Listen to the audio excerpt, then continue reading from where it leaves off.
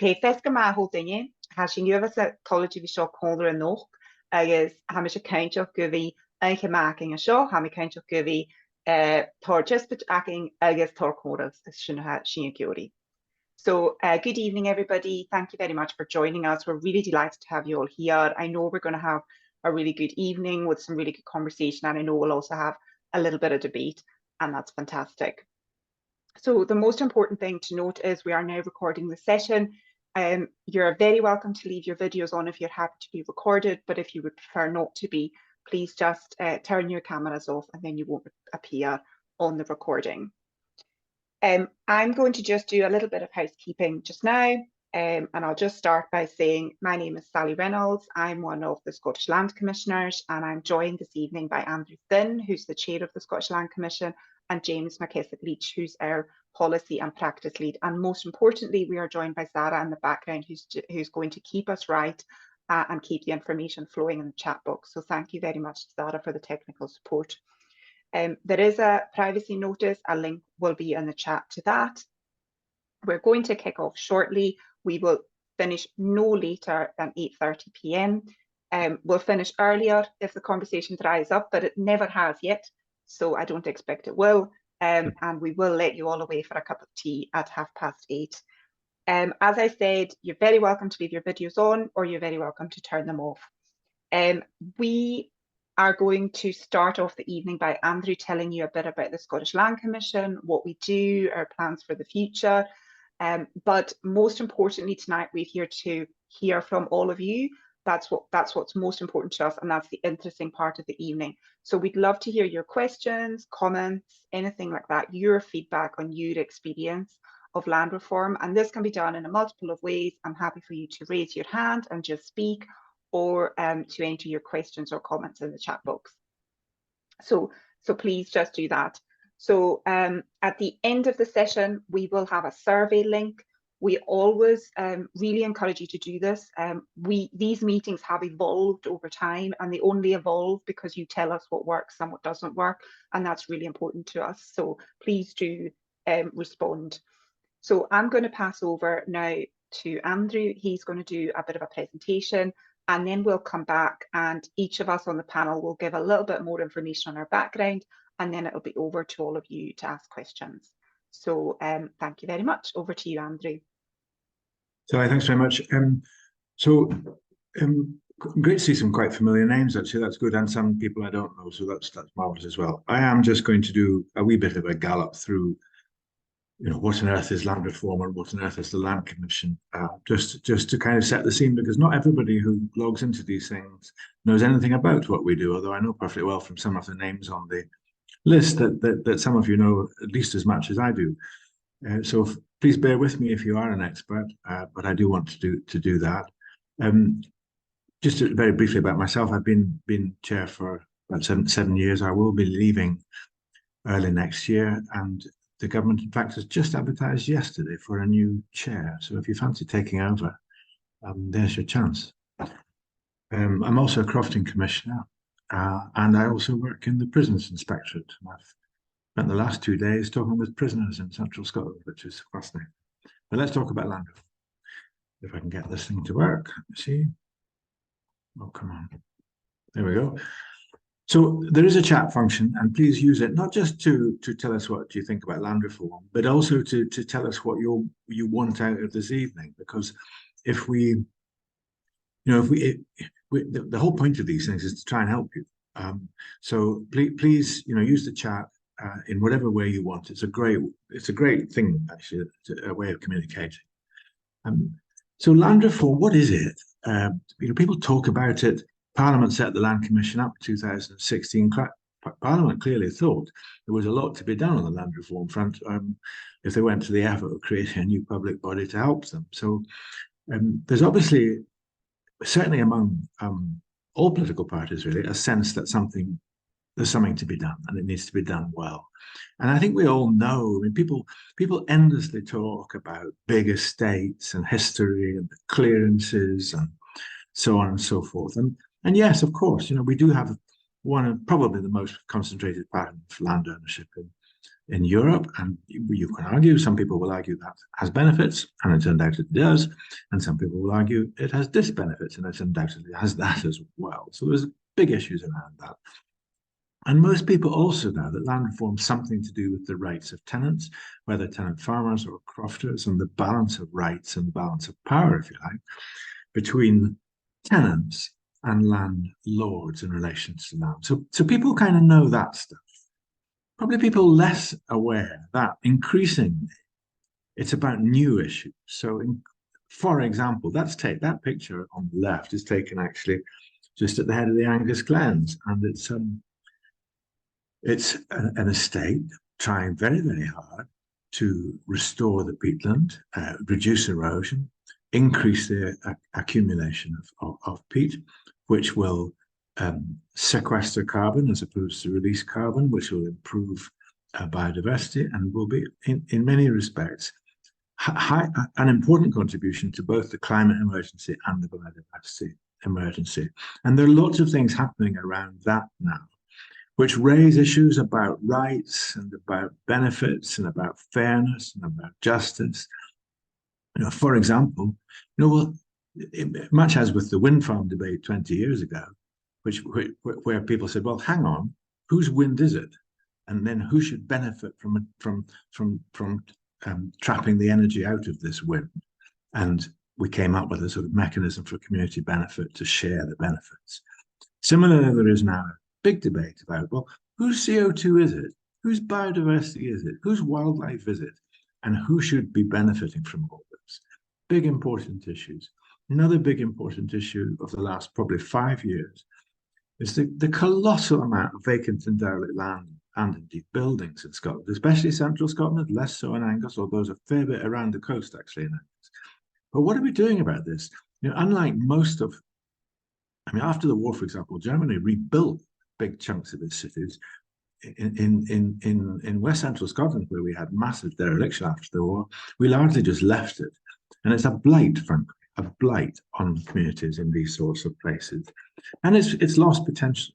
Got a building that's falling down, in the case of Ayr Station, going on fire. And this is not in anyone's interest. So dealing with that's important. And another thing of the last, I guess, 10, maybe even 20 years now, is the whole business of community ownership. I was involved in the very first community buyout of land way up in Ascent golly, I hate to think how long ago. I think it was before my daughter was born, so it's 30 years ago. It's terrible. But we've now got communities taking ownership of all sorts of things: cinemas, bridges, toilets, churches. It is quite remarkable. What we're seeing is communities taking responsibility, taking control, but also taking responsibility for really important things. And I don't think many people would disagree that public toilets are pretty important things, and there's a community getting stuck in and fixing it. It's great. There's a beginning of a debate about, could we think about the new ways in which land could be owned or tenanted, whether you could have multi-layered structures of ownership. And we mustn't assume that the current arrangements in Scotland are necessarily fixed or right. And as you go across Europe and indeed further afield, you see all sorts of different ways of doing things. I've just come back from Austria, sadly at my own expense, not at the public's expense, but fascinating to look at the way in which land and land rights are managed, are regulated, are shared in these mountain communities. And similarly in Scandinavia and indeed in the Netherlands, where my daughter lives, different ways of doing things. So we could do things differently too. And we've tried, actually. After the war, we had a big go at what was called a hutting movement. And it was for a short time quite successful, but it didn't work for a number of reasons. That's actually my granny's hut, which I'm very proud of, but it's no longer there. It was burnt down. And you can't really talk about land reform without talking about tax or financial support. Government pours money into land use incentives, not just in Scotland, but all over the UK. Forestry and nature conservation, food, until recently, food production, and so on and so forth. And at the same time, there is a big and important debate, which is growing momentum around whether the tax system in relation to land is working as it should, not just in terms of, is it working in terms of fairness, in terms of people paying their way? That's part of it. But is the tax system actually incentivizing the right kind of behaviors, or indeed could it be disincentivizing the right kind of behaviors? And we see, and I have to admit that I've spoken to landowners who have said to me, well, I own land because it's a good tax haven.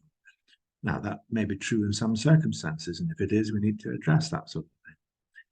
And the last thing I just want to flag about land reform is the role of land and land supply in housing. Scotland has taken a very laissez-faire, market-led approach to land for housing. Essentially, we allow the private sector to buy land, to decide how land will be brought forward for house building. And the problem with that is that, in some ways, it's a good model. It's an efficient model. It's private capital and so on. But it has a number of impacts. But particularly, it means that the way in which land is brought forward, and when and how, tends to be designed in the best interest of shareholders, but not necessarily in the best interest of the Scottish people. So we've done quite a bit of work on this, and we have looked, and again, let's not reinvent wheels in Scotland. Let's go and see what people do abroad. Sorry, there's somebody trying to get in. Sarah, you might be able to let that chap in. Oh no, I can do it. There we go. Again, let's not reinvent wheels in Scotland. Let's look abroad. Other countries do things quite differently, and in fact, we're a bit of an outlier. Most countries have a much more interventionist approach, where democratic authorities decide when land is brought forward for house building. And so the supply of housing is much more under public regulation, if you like, public control. There's different ways of doing it. And I'm not going to say that any country's got it exactly right, nor am I going to say that Scotland should just copy other countries. I think that'd be very silly. But what is clear is that in the last 25 years, the cost of building a house has risen roughly in line with inflation. Cost of buying some land to build that house on has far exceeded inflation. And that tells you that something's not working right. So, Scottish Land Commission, Parliament set us up 2016-17, and Parliament clearly decided that there was something that needed fixed here. And that in order to fix it, it needed a dedicated body that would work away and provide advice and provide recommendations, primarily to Parliament and government, but to others too. And that would accelerate the process of land reform and focus the process of land reform over the coming decades. Now, we've only been going, 6 years or something. And we are about to have a new Land Reform Act as a consequence of our initial work. Over my children's lifetime, and grandchildren's, if I ever have any, we can expect really significant change. That combination of a dedicated body and a Parliament willing to progress is a very powerful one, and a source of great optimism. We're very small, but we are national. We cover the whole country. So when you say, why haven't we got an office in Glenprosen or Glenclover, I'll have to say, I'm sorry, but there's only about a dozen of us, and we're trying to cover the whole country, and that's why. And Parliament has also asked us to agree with them 3-year plans. So we do our work in 3-year bites, if you think, which is, if you think about it, which is a good way of doing things, actually, because it means that we all agree this is what we're going to focus on for the next 3 years, and then we crack on and do it. And there's a significant level of democratic control there, which is great. The fundamental principle, and I think it's worth just underlining this actually, in the legislation, the Land Reform Scotland Act 2016, which set us up, the very first part 1, set out this idea that with land rights go responsibilities in Scotland. You cannot own, and I emphasize this, you cannot and may not own land rights in Scotland without also taking on responsibilities. And Parliament made that very, very clear. So anyone who thinks that they've got a big checkbook and they can go and buy a bundle of land and they can do what they like is wrong. And that is very important, and it underpins pretty much everything we do. The strategic plan that's just coming to an end, I'm just going to gallop through what we've been doing over the last 3 years. I'm not going to talk about what we did prior to 2020 because it will take too long. But the last 3 years, just to give you a flavour, of what we've been doing. And then we'll probably want to talk about what we're going to do in the next 3 years. So there was a strong focus on this whole issue of concentrated land ownership. It seemed to be a big problem by many people, and it's certainly a big political issue. And there are, as I said earlier, you can argue that a concentrated land ownership pattern has benefits. So let's not get this wrong. But there's no question that it has disbenefits. And there was a manifesto commitment to address this, and we were charged with producing recommendations. So we did that.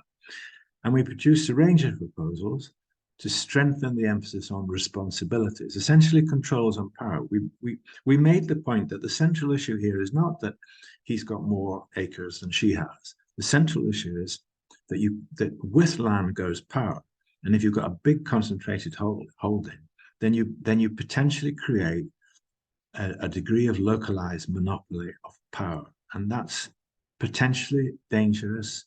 It's dangerous because a very, very small number of people will abuse power, but that's not really the problem. The big problem is that many people may misuse power without even realizing it, just because they're not very clever or not very focused, or they live somewhere else, or they're just not trained or whatever. And so this is as much about people misusing power as it is. It's not really about the abuse of power.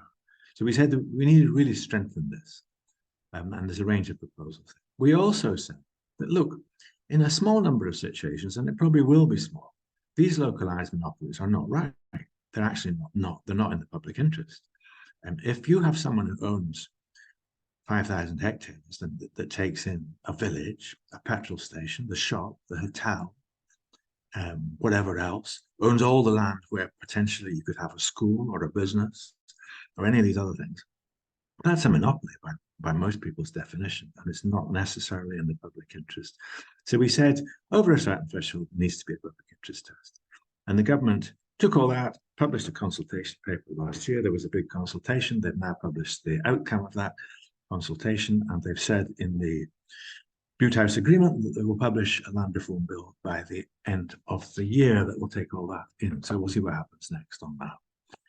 Second area we've focused on the last 3 years is the whole business of community ownership, but also community empowerment. It's not just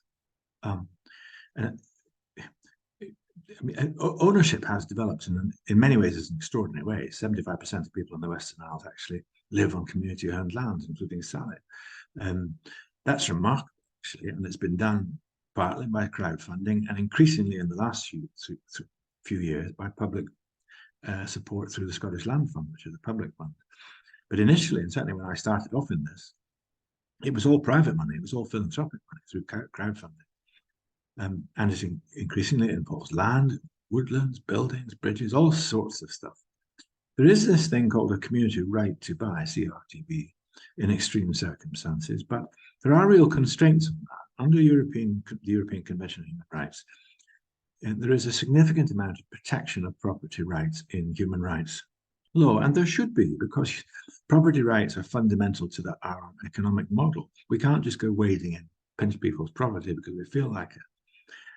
So there needs to be, but there is a real tension in there between the rights of communities, social rights, cultural rights, economic rights, and the property rights of individuals. And there is a real tension around this idea that the richer you are, the more human rights you have, because the more property rights you have. So that gets uncomfortable. So there's an ongoing debate there. We've set up this group that's working to try and find a way through that, but it has to be done with real care. And Part 5 of the 2016 Act was about this right to buy to further sustainable development, which was meant to be a compulsory right. And I think that needs further thought, actually. Most landowners want to do the right thing, and actually most landowners, in my experience, are like anybody else. 95% of people, even people in prison, actually, 95% of people are basically good people. And there's no difference between any walk of life, and certainly in my experience, and certainly 95% of landowners I deal with are good people. And they want to do the right thing. So what we've tried to do is develop what Scottish Lands and Estates described to me as a script for their members to follow. But it's not just for their members, it's also for communities and others to follow. And so we've set out these protocols and tools and guidance, essentially trying to say, look, with land rights goes responsibilities, and this is what we think responsible looks like. So it's based on that concept. They don't have any legal or statutory basis at the moment. They're not enforceable in law, though they're certainly enforceable in the sense that most landowners want to be seen to follow them. It's pretty embarrassing if someone says, "My goodness, that guy down the road is just ignoring good practice." That doesn't happen actually very often. So that's good. However, I think the government is seriously thinking about putting some sort of legal basis behind them, and we'll see what happens there. I said a bit about the carbon stuff. I'll say very little more, but I've said most of it. What's driving this is that increasingly it is quite likely that you'll be able to sell. If you're trapping carbon in your land, you'll be able to sell carbon credits. If you're improving the biodiversity in your land, you'll be able to sell biodiversity credits. We expect that to happen. Whether you'll be selling them in a private market or whether government will be buying them is uncertain to an extent, but you can see it happening already. There's a certain brand of beer where every time you buy a can of beer, you plant a tree. So in effect, that's a tree planting credit that they're selling, if you like. The consequence of this, there's been huge rises in the price of certain types of land, particularly poor quality land where peat can be sequestered. And ironically, peatland in good condition has risen much less fast than peatland in poor condition, because peatland in poor condition has greater potential for recovery. A lot of that land investment is speculative. People will lose money and get their fingers burnt. And I think there are real risks to local communities, because what may happen is that land prices may soar, land may be taken out of activities that currently employ a lot of people and go into activities that may not employ a lot of people. Jobs may be lost, kids may come out of the school, it may be quite damaging. But it doesn't need to be. So we've given advice to Scottish Government and to investors. We're working extremely hard. We'll be publishing more and more, saying, look, if you're going to get involved in this, you have responsibilities. You cannot escape those responsibilities. And in particular, you have responsibilities to local communities. You must ensure that local communities thrive in this new world. In short, there must be what the government is calling a just transition. Vacant and derelict land, I mentioned its limited relevance to the Glens, so I'm going to skate over this, but it's a big urban issue. There are quite a lot of rural sites. If you look in the Scottish Government register, there's over 60 sites in Angus, but they're nearly all around the settlements along the coast. So I'm just going to pass on over that unless someone later on wants to talk about it. Housing, I've kind of run through that, so I'm not going to elaborate. Essentially, what we've done is we've said, look, we need serious reform here so that land is brought forward for housing in a manner that meets the public's need for housing, not in a manner that simply benefits the shareholders in those house building companies. That's the guts of what we've said. Tax, we can talk a lot about taxing land to raise money. I think the most interesting bit actually is how can we use tax to influence what actually happens in relation to land? Can we use tax to influence land use? Can we use tax to influence land ownership? For example, if you own more than a certain threshold, maybe you should pay more tax. It applies if I earn more than a certain threshold, but sadly I don't, I would have to pay more tax. And so it's a principle that's well established. So there's a lot of important stuff in there. We haven't done a vast amount of work on it, mainly because I've been working on other things. But I think I'm going to speculate here because I won't be the chair, but I'm going to speculate that over the next 3 years, we may be doing more work in this area. And part of what was set up in the 2016 Act was the Tenant Farming Commissioner, who's a board member of the Land Commission, that is specifically dedicated to promoting good relations between landowners and tenants. I chaired in 2014 a review of landlord-tenant-farmer relationships, and it was shocking, frankly. The amount of conflict, the amount of bad behavior on both sides of the fence, so to speak, was shocking. It was destructive, it was economically damaging, it was socially damaging. There was evidence of serious mental health implications. There were tales of people shooting themselves. It was disgraceful. We put in place through Bob some codes of practice which do have statutory underpinning. They have a legal basis. We put in place a mediation service. We've worked really hard to help older tenants to get out in a dignified way. That was part of why there was conflict, because landowners were trying to get them out without any compensation. And actually, peace has largely broken out. And it's a massive credit to Bob, to landowners, and to tenants that we are where we are in less than 10 years. I think it's extraordinary, very, very, and it shows what can be done. We will be publishing a strategic plan very soon, actually, for the next 3 years. But part of what I would like us to discuss this evening is well, what should we be doing next? We've been consulting, and these public meetings have been part of it. We've been talking to people for months now about what should we do next, and we've set out to the Minister and to Parliament what we're thinking, where our thinking is going, and that is with them at the moment. But it's an outline, and here's the bones of it. There's really essentially 3 things we're saying. We think we should focus more on the whole business of enabling people to participate in and influence decisions about land. Because again and again at these public meetings and everything else, what people tell us is that really exasperates them is that they don't like things being done to them. They want, if they live in Glen Clover, let's say, they want to say what happens in Glen Clover. They don't want it done to them. So that's one theme. Secondly, and it's linked actually, is this whole business of power and control, where it's focused, where there is the potential for monopoly, the potential for misuse or even abuse. Although I stress abuse is rare. How do we diversify that power? So then we don't have to worry about it. If it's diversified, then it actually doesn't matter if one person who has a wee bit of land here makes a fool of themselves. Well, it probably doesn't matter. What probably does matter if they own an entire land.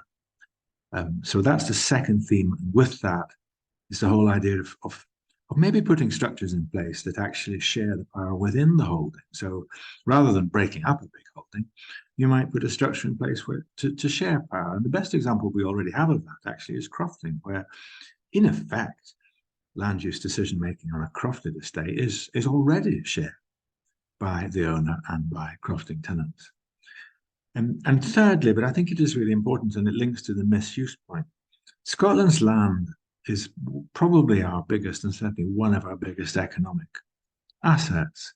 And we cannot have a situation where a small number of people, just because they're not particularly competent, misuse the power at their disposal, with the result that land is suboptimally contributing or even not contributing to the economy. We just can't have that. So we really need to focus on that. So I think that's the 3 areas that we will be focusing on, but I want to hear from people this evening, really. We are a Scottish Land Commission. We focus on Scotland, but what's interesting is that increasingly south of the border, people are extremely interested in what we're doing and are beginning to copy some of it, actually, which I find really encouraging, because this is not just unique to Scotland.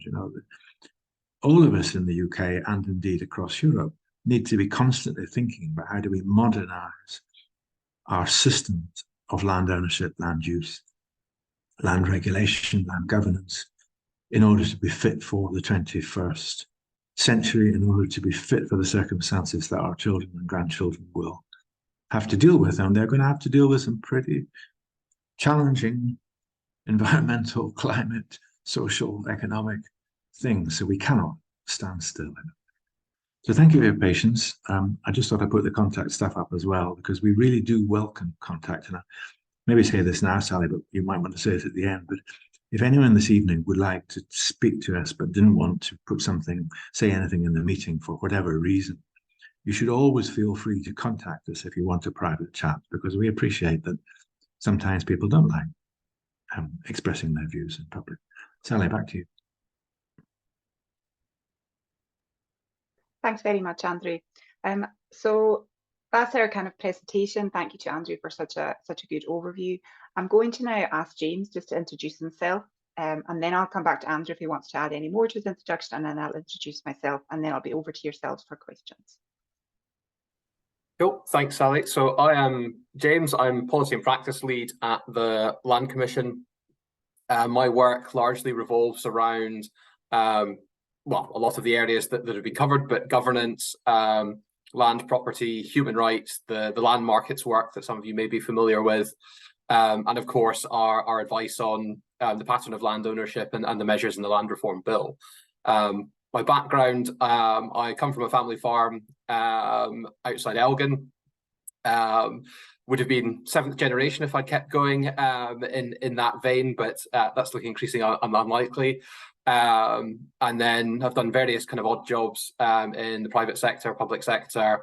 Have a master's in sustainable rural development from the University of Aberdeen, so a whole kind of mixed background in rural and development issues before winding up with the commission just after it started in 2018. So I've been there now over 5 years, which I think is quite good. But yeah, lots to get stuck into, I think. Thanks, James, and thanks for joining us tonight. James is always an excellent panel member. I have a reputation of giving him tough questions, so you have to help me out by giving me tough questions so I can give them to James. So Andrew, did you want to add anything to your introduction? No, people have heard quite enough from me. Thanks, Ellie. Okay, thanks very much. So I'll just finish off by telling you a little bit about myself before I open it up. So I was born and brought up on the Isle of Lewis, so I'm a long way from yourselves this evening. I was brought up on a privately owned estate which has now been purchased by the community. At the time, I was away at university. I was actually studying at St Andrews and Dundee at a joint master's at the time that the buyout happened. And one of my projects that I studied as part of my environmental biology master's was in Glenclova. So I have very fond memories of visiting the Angus Glens and learning about mountain plants there.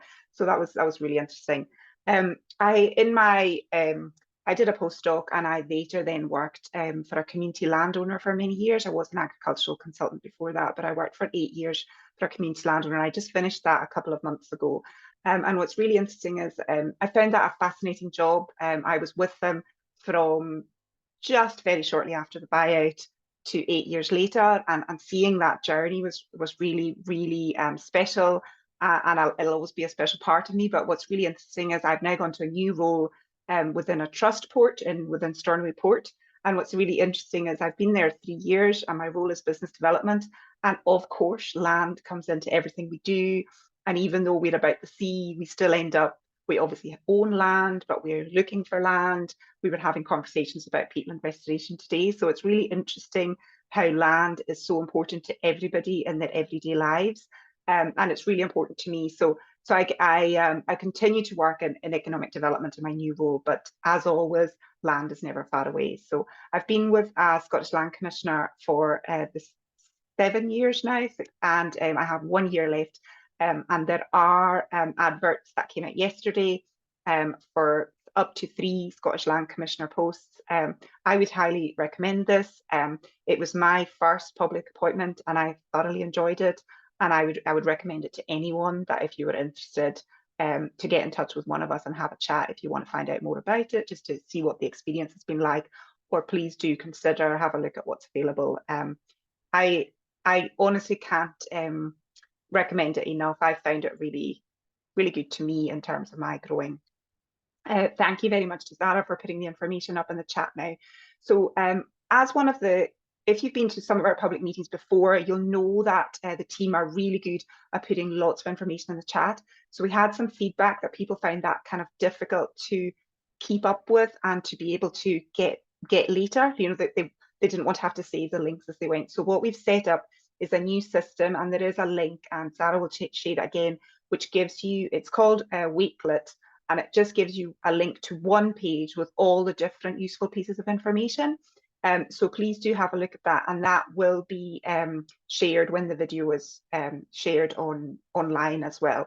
So there we go. Just on, Zala's always one step ahead of me. She's just got that up in the chat there. So rather than us giving you lots of links, we're just giving you one link with all the information, and she's popped up some links to the chair and the Scottish Land Commissioner positions as well. So please do have a look at them.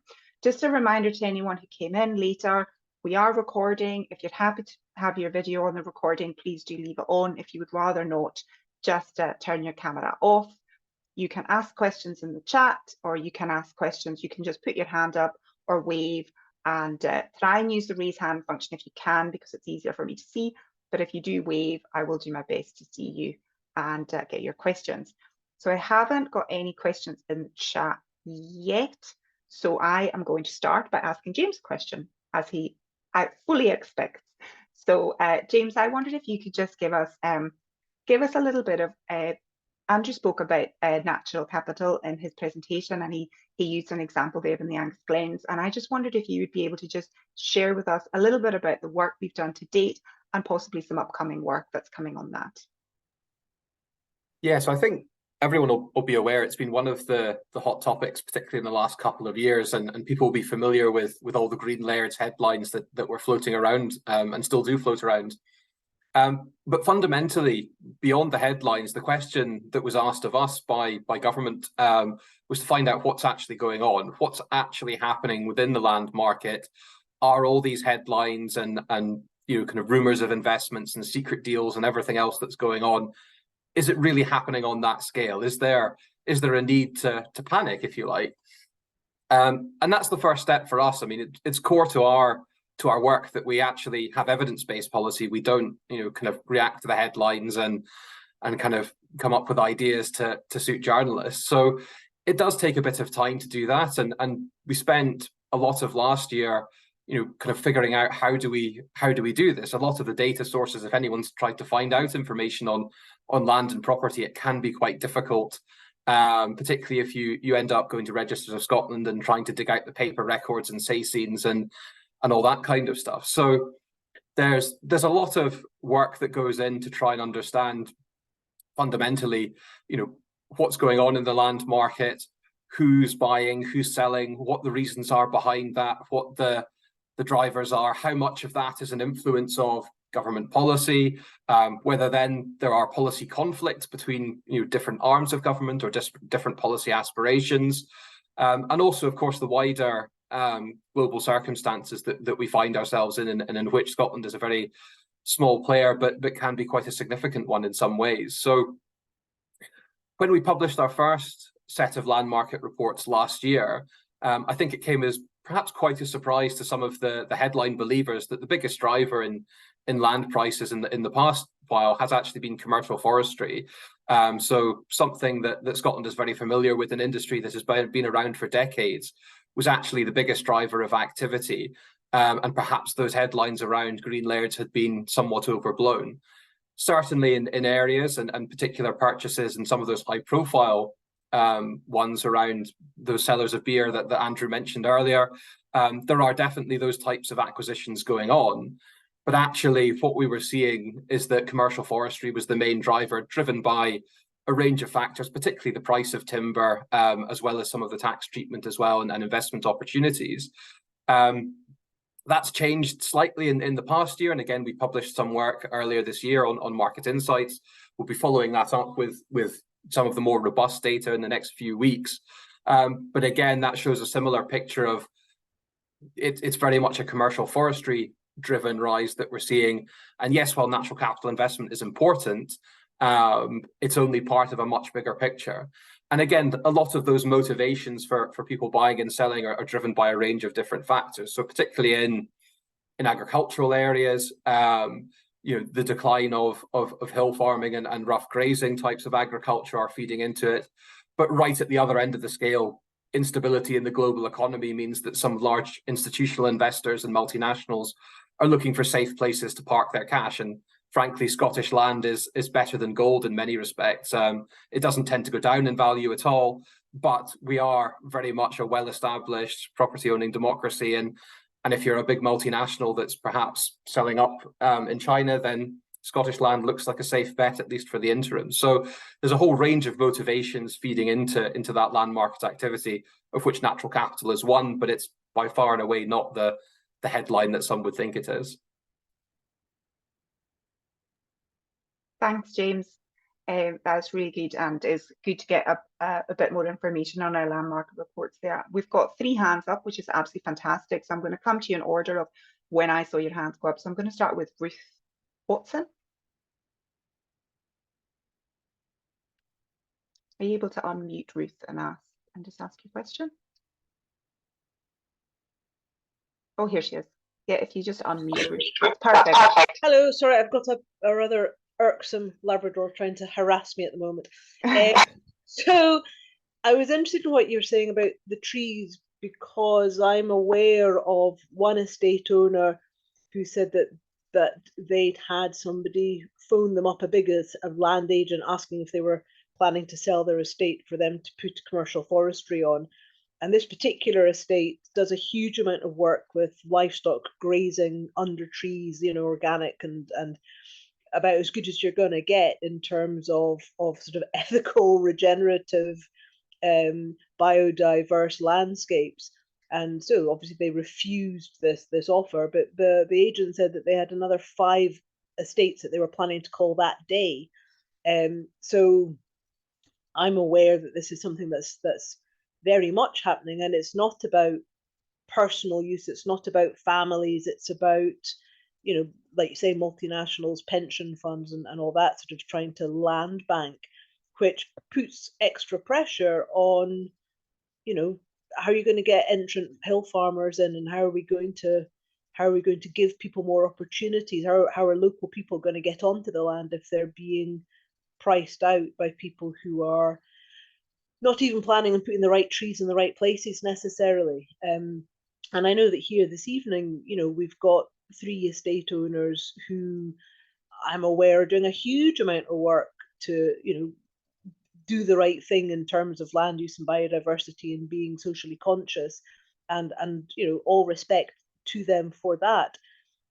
But if we're looking at, in Islay, for example, I was there a while back out on the island of Islay, and folk there were saying that they were pretty hacked off because the primary school was being charged more tax than the people who owned most of the island. So how do we make, obviously without turning into Zimbabwe, how do we make land reform and access to the land and responsible ownership and accessible ownership? How do we make that happen in ways that are fair? Looking at the Duke of Buccleuch selling land at what he would, I'm sure, consider fair prices, but it sticks in the craw of the local people of Buccleuch, in the Buccleuch area, that they're having to pay that much land, pretty much for land that was just kind of, grabbed a few hundred years ago. Thanks, Ruth. That's some really, really gnarly topics there. So, thank you very much for coming in on that. I'm going to ask Andrew to come back with some comments on that. We may not talk about any specifics, but some of the general topics, Andrew, there's a couple of things to dive into. Ruth, thanks. So, I guess so briefly, first of all,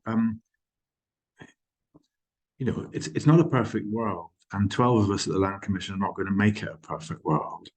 And it is in the nature of our economy that there is, very significant disparity of wealth. So I think that, we have to sort of stick that to the wall. We're not going to change that a lot. And in a way, in a market economy, it's pretty inevitable. I think the other thing I just want to say by way of preamble is 95% of landowners are good people, as you've just said. And I think it's really important to keep saying that, because it would be easy to sort of, the headlines can distract us here. And that said, there is no question that there are people paying very high prices to purchase land for the purposes of planting a blanket forestry of one sort or another, partly to sell carbon credits, partly to sell timber, and partly simply as a way of parking, as James said, parking wealth. That's a big pressure on land at the moment.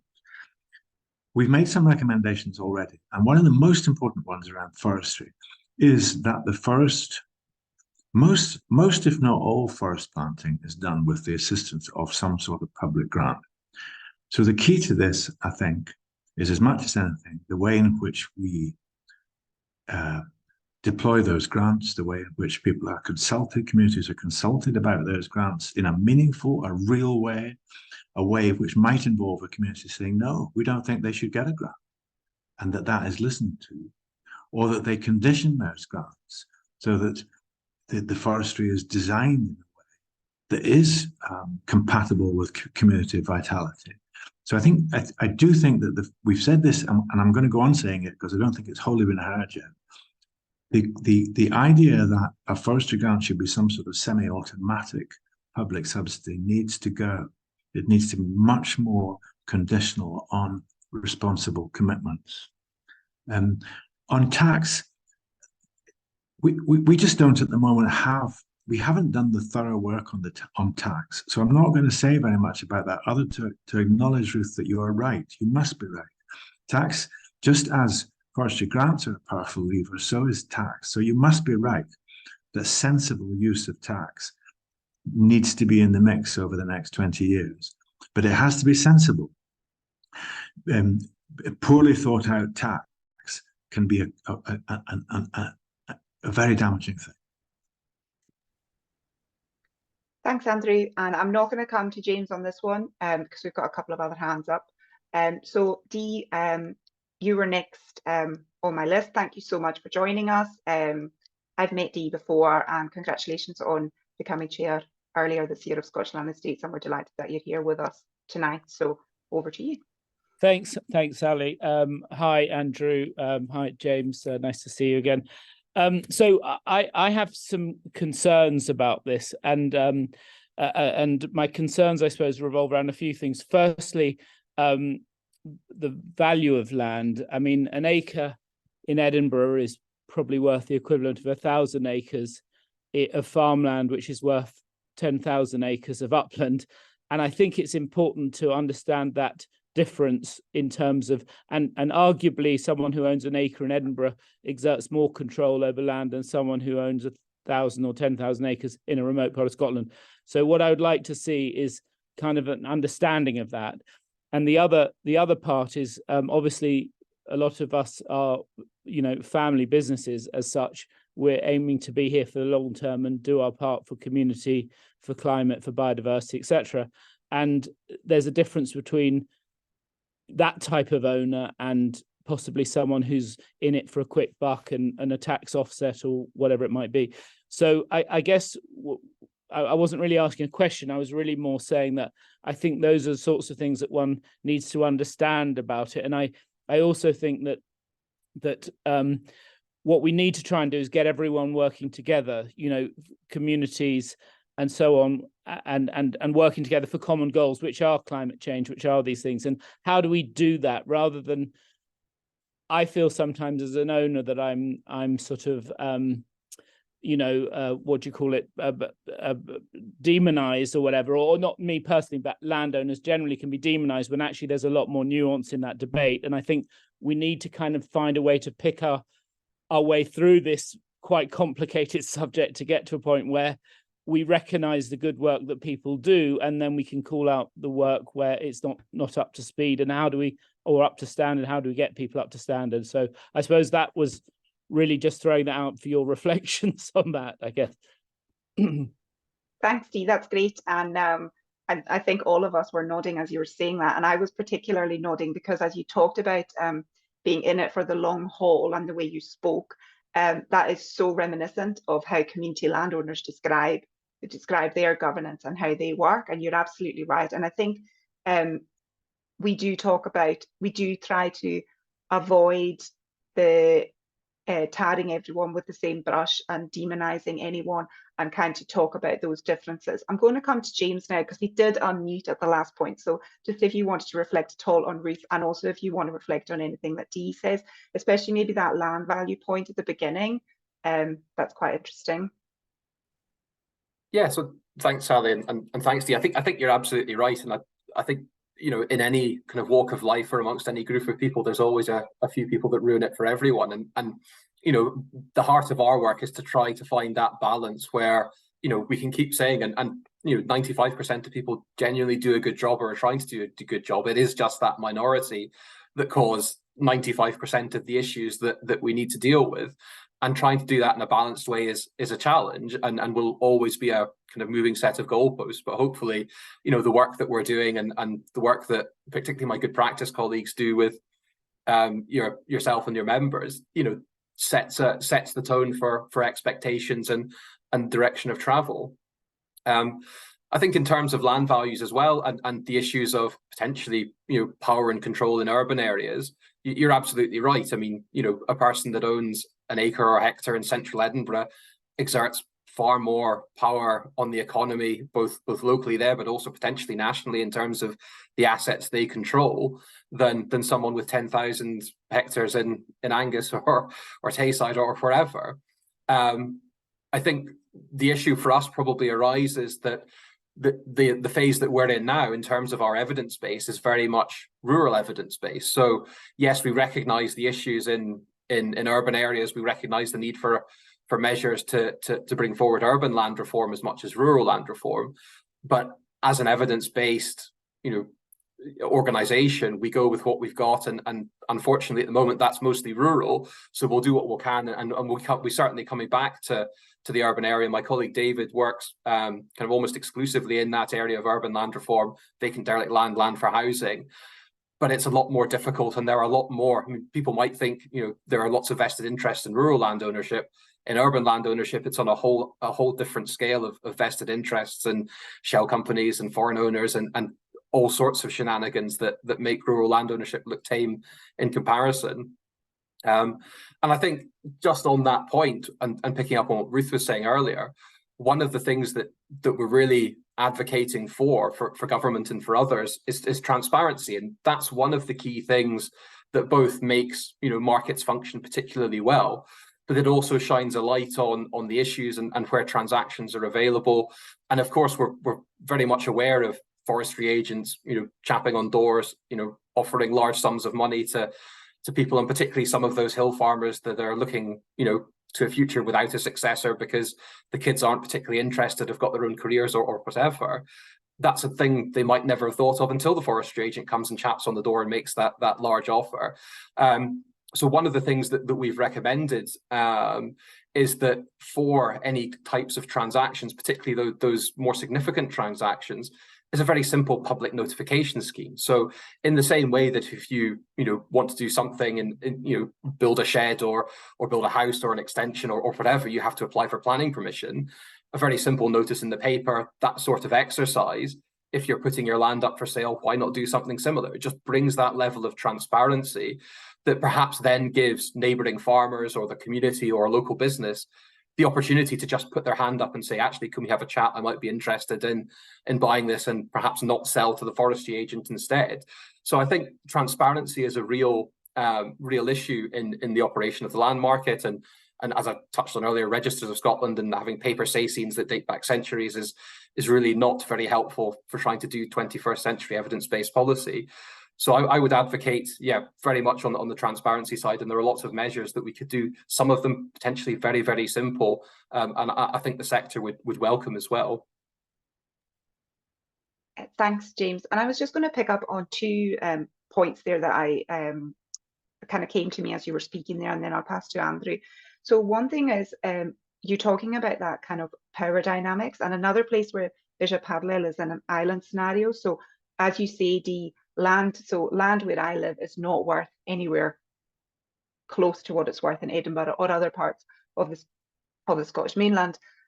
But if someone owns a lot of that land in an island context, they can exert a lot of power. So as you say, it's quite nuanced. And I think the other thing we have to remember is, yes, the majority of landowners or landowning, either private landowners, community, public, are good and they're doing the right things. What we have to remember as well is in those small number of percentages of scenarios where it's not good or you have derelict land, it causes a really, really big issue for the communities living around. So although it's a small number, the issues it causes are quite extreme. So it's quite a difficult balance, but we have to sort of bear that in mind as we're having the conversations as well. So over to you, Andrew. Two very quick points. I thought, thanks. I thought you made three spot-on points, actually. Just two very quick responses. One, it is absolutely essential that regulation is designed to control the misbehaviours and to interfere as little as possible with responsible behaviours. It's actually quite difficult to do that. We have speed limits to stop people speeding.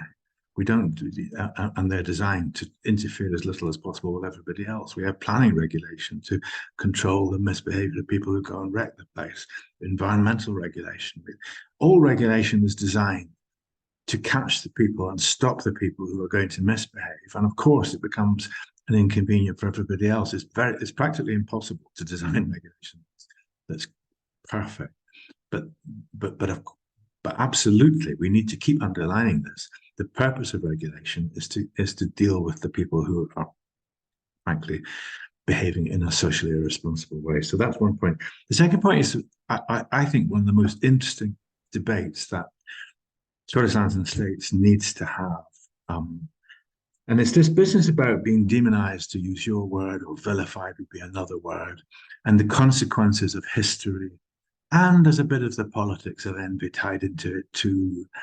But there is no question that the land question is a big, vibrant, hot political issue for a lot of people. And we hear it at these public meetings, and we hear it all over the place.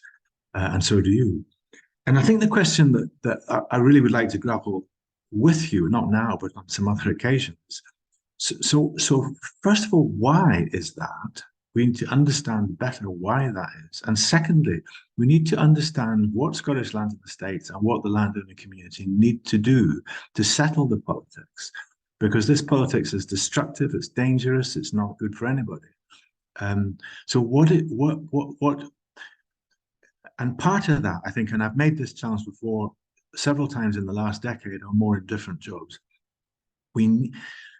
rightly or wrongly, there is a perception that landowners close ranks, they don't call out the minority.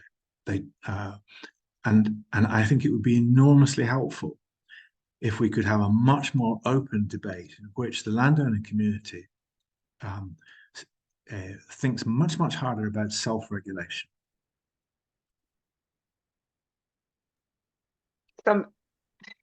Some tough responses there, Dee. I'm going to go to Ewan now, who has been very, very patient with his hand up for quite a while now. So thanks very much, Ewan. Not at all. I'm Ewan Walker-Monroe. Sally, is it okay to ask questions? Because I'm a little bit further south. Dee's right up the Glen. Ruth's a bit further south in Kerry. I'm a bit closer towards Forfar. Is this specifically about sort of upland land use, or is it still okay? No, ask anything. Yeah, great, terrific. Funny enough, just picking up on sort of one of Andrew's top points that he sort of just made there, and about calling out minorities. And because one of the points I was going to make, there are lots of barriers up at the moment all around. Now, unfortunately, there are only 20 people at this. I know this is sort of going to be online later, but we'll probably come back to this topic maybe on another occasion, or we can sort of speak separately. But I would almost, that observation you just made there recently, or just now, about the landowning community calling out those sort of bad apples, so to speak. Well, with my sort of species management hat or involvement in, I'd almost like society the other way around to call out those who aggressively send death threats to farmers undertaking species management within a legal framework. So it works both ways. So again, I sort of make that point, rather than sort of landowners just sort of being signaled out that, they're good, but, the bad guys should be sort of called out. It works both ways, which slightly brings me back to my sort of main point. And I'm eventually going to hope we're going to have a sort of discussion around what I'm going to ask you about is your sort of understanding of community and its involvement. So the first part I was going to say was I actually went along to one of the Just Transition workshops. And at the moment, when the comment went round the room as to the farmers and landowners, none of it was encouraging. It was beleaguered, under siege, threatened.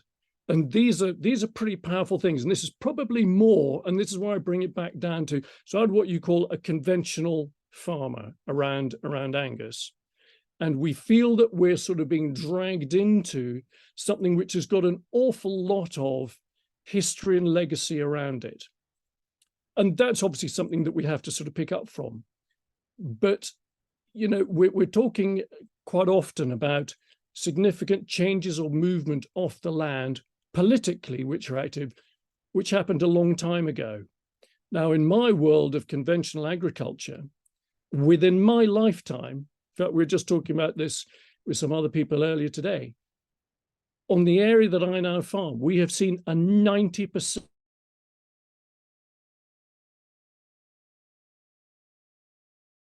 because of the economics of agriculture. Sorry, Ewan, can you just go back to when you said 90%? I lost sound there just for a second, and I think others did based on every. Yeah, not to sorry. worry. You just tripped out as well, slightly as well. Oh, did I? I wondered if it was me or someone not else. at all. So just go back to 90%. Yeah, the 90. So we've seen in the ground that I farm, there's been a 90% loss of families off the land.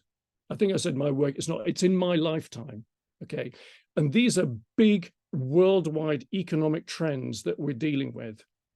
So, you know, I make the point to say that movement off the land isn't just a factor from 200 years ago. This is real and it's continuing today. And one of the consequences of that, unfortunately, getting back to this bit about feeling under threat, some of the investments that people make in land, you will never see the return on that in your lifetime. You know, big field drainage. I bring that back to how do we try and make the farming community particularly not feel under threat? Because if they do, which they are, certainly I'm feeling this, people are unlikely to make this type of investment in their land. Now, the question I actually really sort of wanted to ask is that sort of general sort of background, sort of my experience thus far of how people see, in my world, land reform. And this is what I was going to ask about. I'd be really interested in your thoughts around community involvement, because, and to my mind, what worries me a little is sort of Scandinavian, Polynesian legacy sort of hygge, feel good, you know, sat round the fire with a cup of hot chocolate and a dram, feelings around community. It harks back to a legacy type of land involvement where the community had a far closer affinity to the land than by and large people do in my world today. You know, they had those by and large, you know, they had skin in the game. When you talked about rotational types of ownership rather than permanent, those people had far more skin in the game by and large than people do today, which then brings me on to the second point also around that community involvement is my experience is most people, and this isn't a criticism, it's just the way it is, do not have the technical knowledge to make meaningful, I'm not going to say make meaningful, we can all have opinions. I mean, the example I would use comes back to species management, where some of the opinions expressed on panels looking at policy are really, really basic. And these are actually panels set up to organize species management policy in Scotland. And the levels of knowledge are so low that it's a real cause of concern, the thought that groups or individuals like this could influence how we are meant to manage our land. Now, you can look at this the other way and say, actually, it's a terrific success of farming, that people, by and large, don't need to know where their food came from. And there's nothing wrong in itself with being ignorant on a subject, right up until the point at which you try to make policy without understanding the consequences. So I've done a lot of talking there. I'm just wondering if you know, if James and Andrew, what do you guys, and Sally, what do you see with community involvement in land management decisions? Thank you very much, Ewan. It's really great to hear from you, and it's really great to hear that perspective. It's a very long-winded question, but I hope no, that's fine. No, it's really good to that. hear. It's really good to hear the background, and it's really good for us to hear about different people's perspective and how they're feeling and the kind of experience they've had. I'm going to come to James first and then Andrew, and then I'll maybe come in with a few comments myself. I have quite a different frame of reference coming from a crofting land tenure setup. But I'll come to James first, because there's a few things that we could unpack with that. So I'll come to you first, James. Yeah, thanks, Sally, and thanks, Ewan. I think, I mean, I very much kind of grew up with a very similar perspective and on the farm, so not quite in Angus, but Murray, so not too different. And the example that I would use is that when my grandfather came back from the war, at that period in time, our farm supported 12 men and their jobs, their families, all that kind of stuff. By the time my father retired last year, there was barely, I mean, there's still plenty of work, but there was barely enough money coming through to pay for him and my mum to have the standard of living that they would like to have. And I think part of that, and also the produce that was produced, I mean, we've got the maps of the old field systems from the 40s and 50s. Most of that was sold locally. You know, people were connected, the people in the village were connected to the farm, they bought their eggs, they bought their milk, the tatties, everything else. A lot of that connection has been lost as modernization has happened. And I think part of this and part of the culture change that the Commission works towards is about getting back to looking at long-term horizons. And I think that's probably where a lot of this frustration creeps in, certainly kind of from my dad's perspective and from my own as well, is that we're so often trapped in these short-term cycles of chop and change and perhaps meeting political cycles, 5-year parliaments, as different governments come in and out, policies change.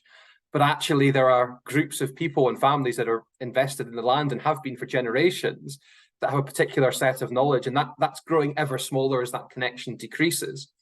So I think where I would see community involvement is trying to build back that connection, not necessarily getting people back working on the land. I think those days are gone, and there will be new jobs and opportunities. But the idea that we go back to having a large proportion of the population living and working in rural Scotland in the same way as it perhaps was is not realistic. But certainly rebuilding those connections, rebuilding that understanding, doing the education. I think a lot of, you know, stuff starts in primary schools, farm visits, you know, teaching kids how to cook as well. I mean, even for my generation, people I went to university with, a lot of them couldn't cook, and they didn't, let alone knew where their food came from. So some of those basic skills and community empowerment in a land reform sense is about not just the practical skills, but some of those kind of management, the understanding, that the business nous and skills that farmers have and landowners have. If you're running a business, you need to be conscious of, well, if you're a farmer, you get one harvest a year. So that's, you know, one sale a year. So that's one payment a year. How do you plan that out? You know, people were paid their entire salary at one point in the year, and that's it. You've got to do it. You've got to work everything out for the rest of the year. That sort of thinking doesn't really exist. And I think one of the things that we can do through that culture change and moving to long-term thinking and bringing communities back in is fostering that type of knowledge and attitude and thinking. And I think that's really what helps. And then once people have that foundation, then yes, they will be able to make more informed contributions. They will be able to genuinely get into the nuts and the bolts and the details, and you'll be able to have a collaborative relationship. But that's going to take time, and there's going to be tension along the way. And I think part of our job as the Commission is to work with farmers and landowners as much as communities and try and be that facilitator. And I think that's the gap that's probably missing in the past, is there's that seen as kind of two camps at each other's throats potentially. But now that the Commission is here, part of our role is very much to be that facilitator, to bring people together, to provide a platform, you know, to try and, you know, kind of meld and bring some of that thinking and knowledge together and shift the culture and that we've had perhaps over the last few decades.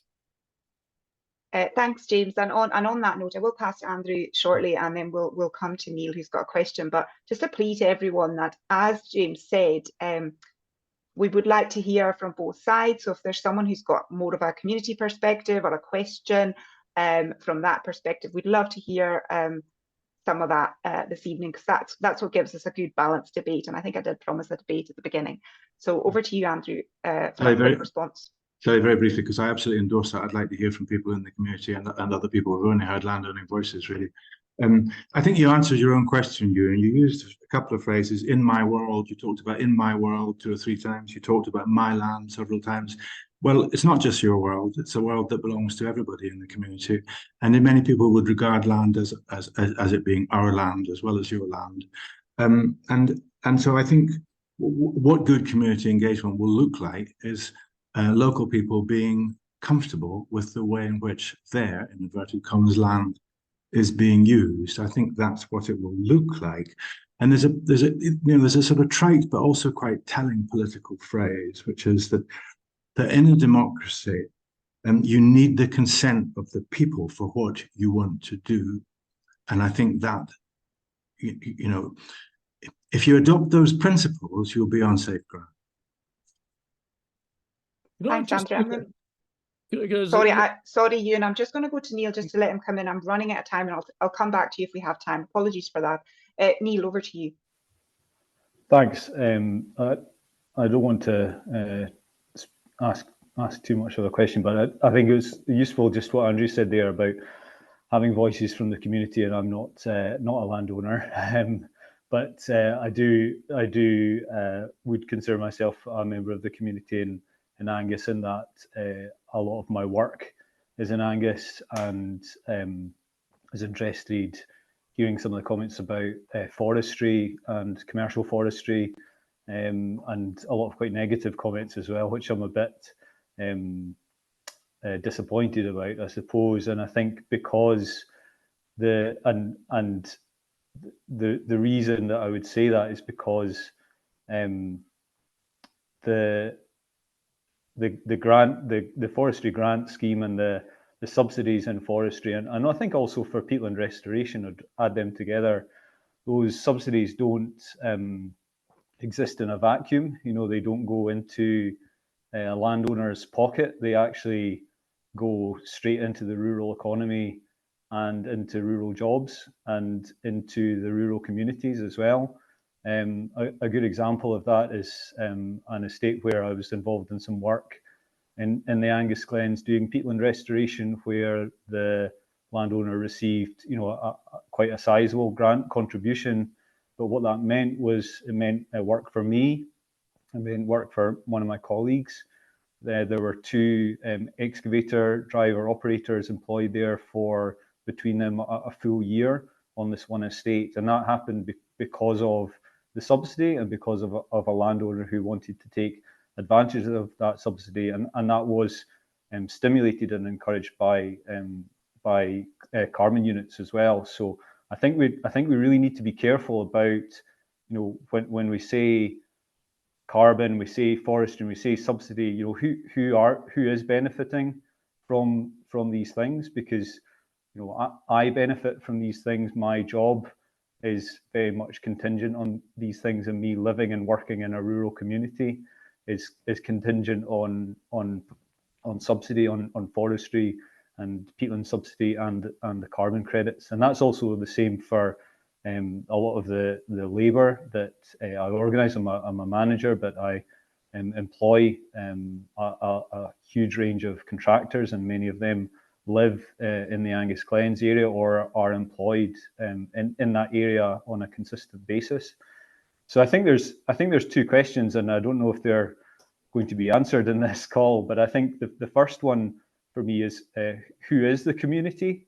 I've been involved in a lot of community consultations for forestry projects specifically, and the voices that shout the loudest are often people that haven't lived in the area for very long. Their jobs don't rely on the rural economy. Their jobs don't rely on forestry or on peatland restoration. And yet those are the people who are objecting to these things taking place, where I see that as government money being well used, because it's going directly into the rural economy. It's not going into the pockets of landowners or into the pockets of pension funds. It's not going into the chief executives of Brewdog or whoever is in The Guardian this week. It's going into the people who are living and working in rural communities. And so I think that's the question: is who is the community? And if we're talking about community benefits, let's define what those community benefits are. And if it's rural employment for a range of skill sets, then that's a community benefit, and that is being driven by the grant subsidy. And I think there's another side to it as well, and there maybe isn't a question bound up in this, but I do a lot of work for estates, and I don't think any of my clients are on this call, but I do a lot of work for forestry estates in Angus, and some of their annual budgets are considerable. well over 6 figures per year, and that's them spending money that goes directly into the rural economy as well. And I think there's a danger in disrupting that, or thinking that disrupting that is always going to be a good thing, because my experience, although fairly limited, of community ownership and of community interest is that there isn't the same incentive or drive to stimulate the economy and to spend money when money needs to be spent, and that's something that I see in my clients' willingness to build new fences and to replant land and to improve drainage, which again is putting money directly into rural economies. So I think that would be my big question: is who is the community? Who are we talking about when we talk about the community? Because I'm the community, and the people that work for me are the community, and sometimes I feel like we are being left behind and ignored. Thank you very much, Neil. That was really thank you so much for sharing that, because that was quite personal, and that was a really important side to bring out in this. And I'm gonna ask James to give his thoughts, and I have some of my own wrapped up in that, but I'm gonna come to James first.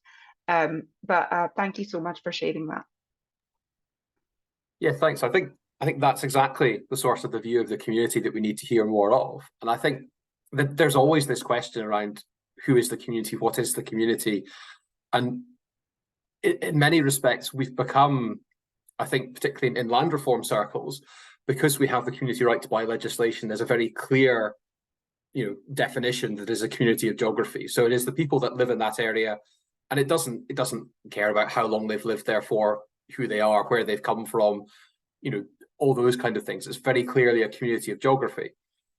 But there are questions, and particularly this is perhaps slightly more pertinent to urban land reform, but also, your own experience as well, is there are communities of interest and communities of benefit as well. How do you match those two things together? I mean, people perhaps when they think of community benefit think of the wind farms and the cash payouts, but you're absolutely right.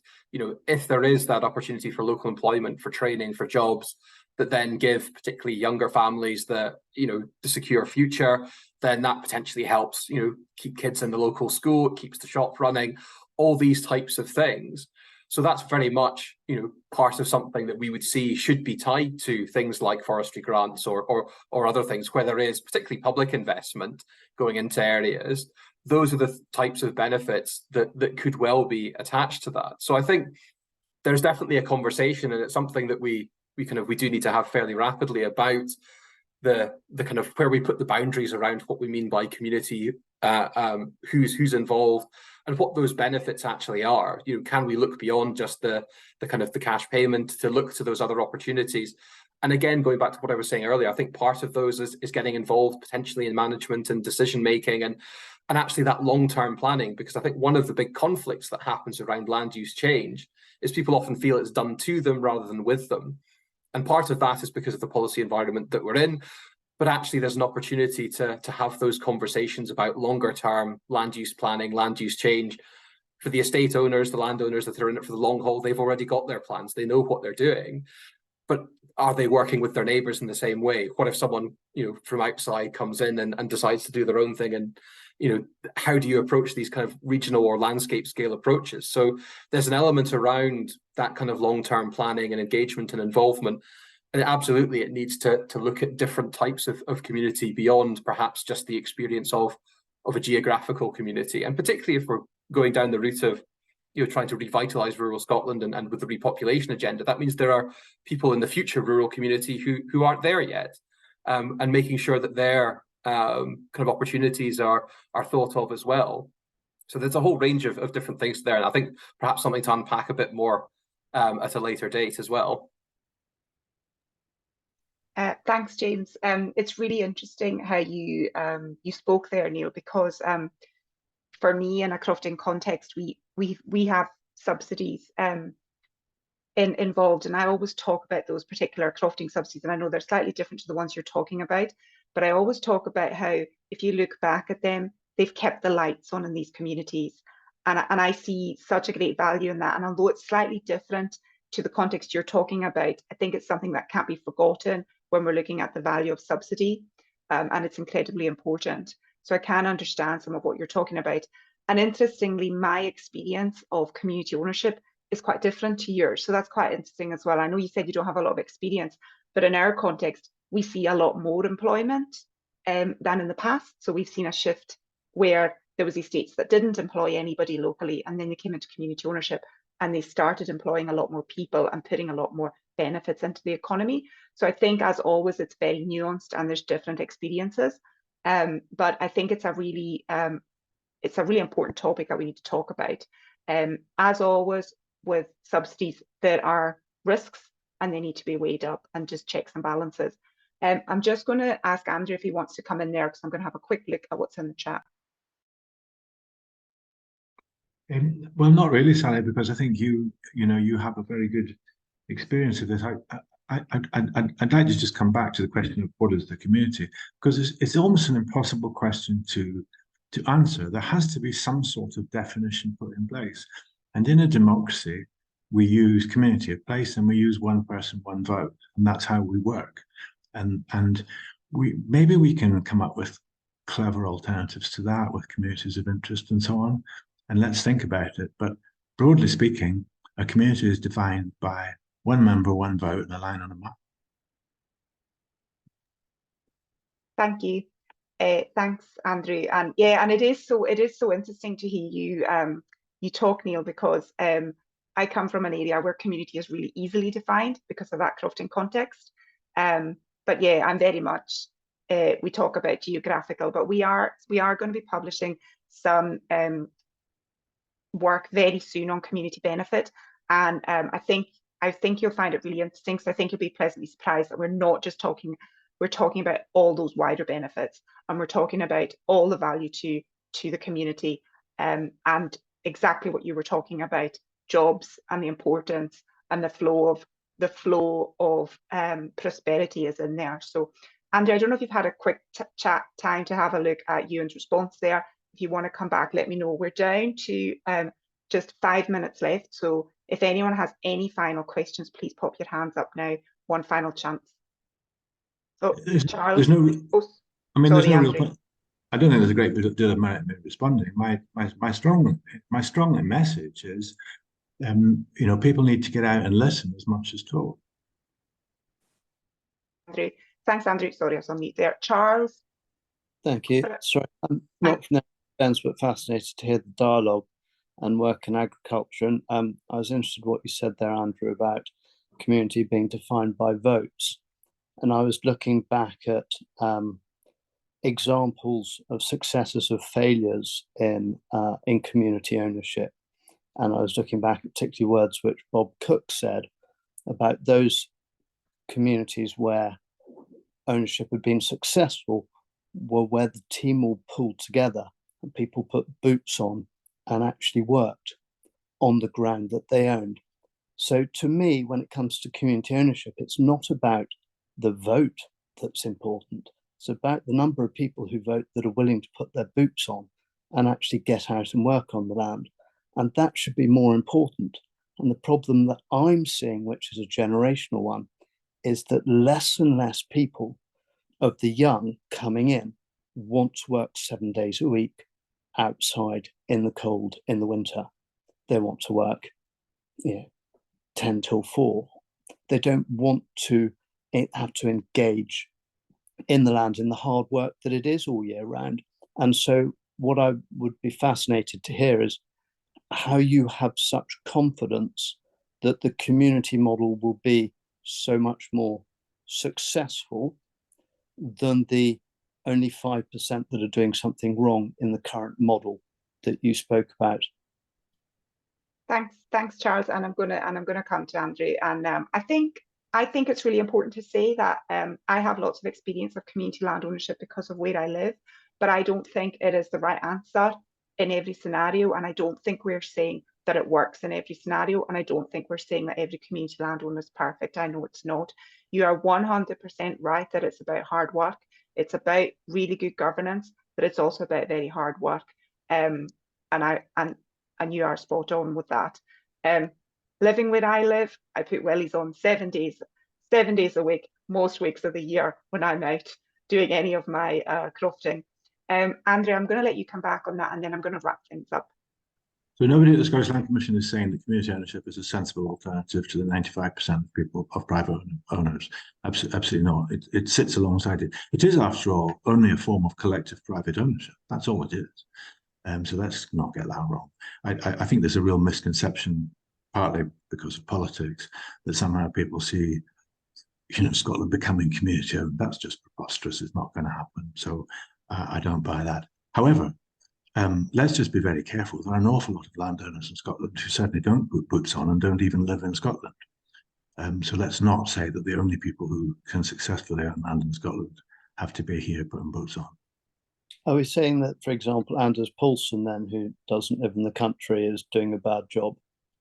No, I didn't say that. I was actually saying the opposite. I was saying that just because Anders doesn't live here and probably doesn't wear boots that often, doesn't make him a bad landowner. Oh. Sorry, it came across the exact opposite way, the way you said it. Sorry. No, thanks for clarifying that, Charles. That's important. So I'm going to wrap things up here. I think what's really come out of tonight, and for me, is that understanding that everybody is different. Different parts of the country are different. We have rural, we have urban, and there is no one solution that fits all. That's just not possible. And what's really, really important is that we keep these conversations open, we keep these dialogues open, we keep talking, we keep trying to understand different people's points of view, their context, but we keep trying to move forward, because we do have, and I think Dee, and certainly Ruth, and I think you had mentioned this as well, we have really, really big challenges going forward in things like climate change and just transition, and we do have to work together as a country to find ways forward with this. I'm going to wrap up now. We have a minute to spare. Please do fill the survey in. It's been a really interesting discussion tonight. I've thoroughly enjoyed hearing it, coming from someone from such a different part of the country, which is part of the reason I really like hearing from different people, and coming to these meetings at different parts of the country, is to get different perspectives. Thank you so much to all of you for joining. Thank you to Andrew and James for being on the panel. A very, very big thank you to Sarah for keeping us technologically correct in the background, which is not always easy. We don't always click the right buttons when we're supposed to. So very much thank you to you for keeping us right. Thanks to all of you for joining us. It was great to have so many of you here tonight. And I look forward to seeing many of you again in the future. If any of you would like to carry on conversations afterwards, please get in touch, and be delighted to carry on these conversations. Thank you, and safe home to the kitchen for a cup of tea. Thank you very much. Thank you.